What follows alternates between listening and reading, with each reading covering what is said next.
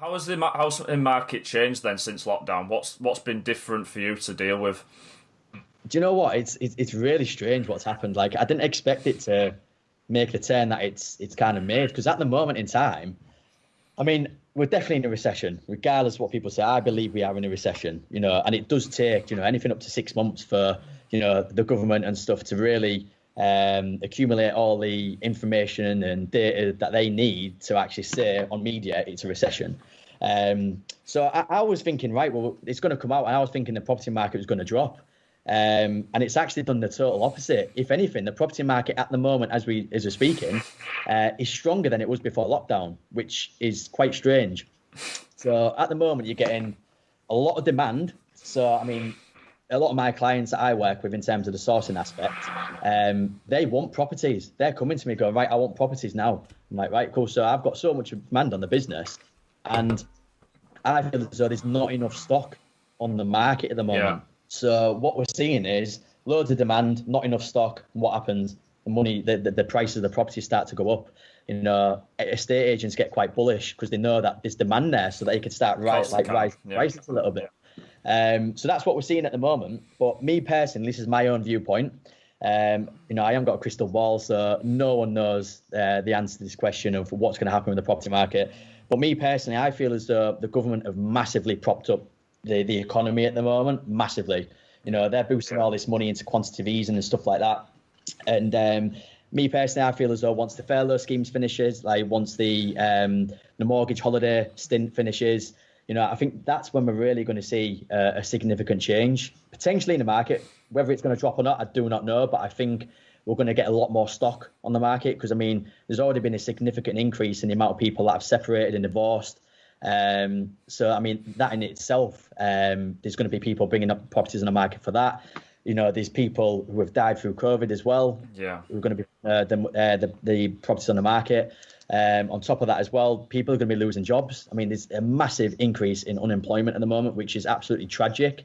And then you're going to get the stint of where people are not going to be able to pay the mortgages. They're going to have loans. They're going to have overheads that they're not going to be able to pay on a monthly basis. And it's only a matter of time before they go into massive default and they get repossessed, or they need someone to step in and buy the property.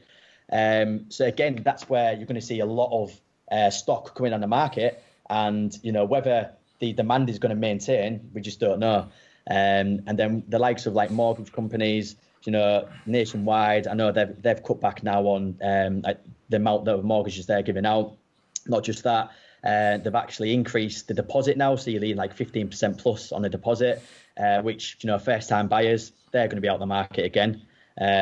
So it all depends on the mortgages as well, because if there's not access to lending, then there's going to be less demand. And not many people have got that liquidity to buy the properties cash. So again, that's where demand could slowly start slipping, and obviously more stock coming on the market, and that's when the prices go down. So again, it's quite a tough one because I genuinely don't know which way we're going to go in, to be fair. So it's going to be quite interesting to see what happens in the next 6 to 12 months, to be honest.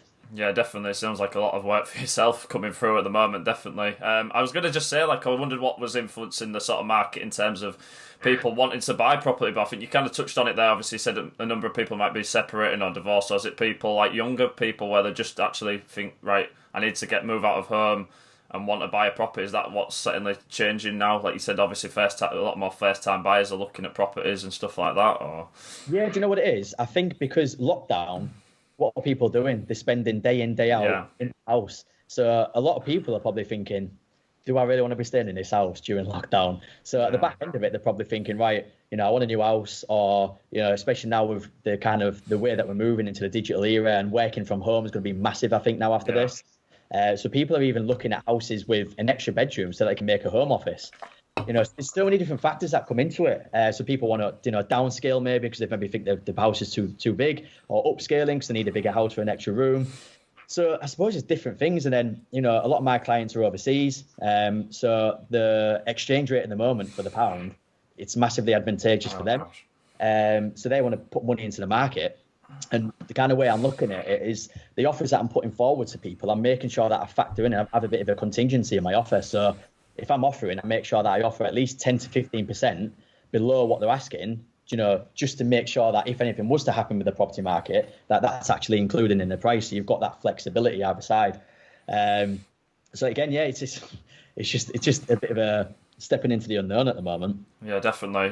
One of the things that certainly kind of came into my mind, if I was to invest in anything right now, I think I was thinking about office space in terms of like if you could buy like an office space and creating it into like a hot desk situation where people can like rent a space to work as an office, like, daily or weekly something. I think that's something, especially with the way like office scenarios are going, where they're probably going to downscale now after looking at this, because they realise that the bills are going to be down. They're not having to put much effort in. People work just as hard from home, if not better.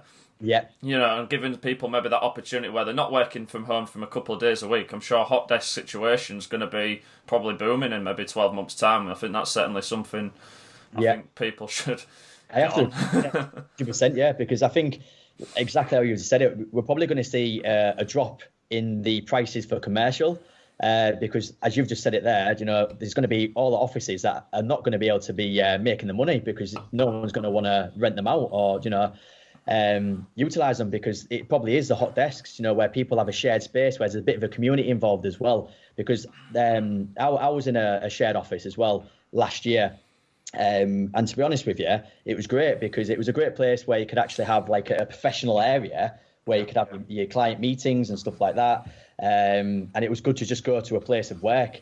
But at the same time, since all this has happened, it's made me realise, and other people as well, I'm sure, that working from home is just as good. You can go to a coffee shop for a meeting, or you can hire somewhere for a meeting. So there's ways around it, and it keeps your overheads very, very low. And I think in terms of business, if you can keep your overheads low, it basically means that you're going to have more profit essentially. So it's going to be interesting to see what happens in the next 12 months, because I do think we're having a massive shift. It's obviously moving into that digital era, but it's just going to be interesting to see how businesses work and how businesses like utilize all this what's going on, and move forward from it. Because I feel as though where there's uncertainty, there's opportunity, and I think people are seeing that now.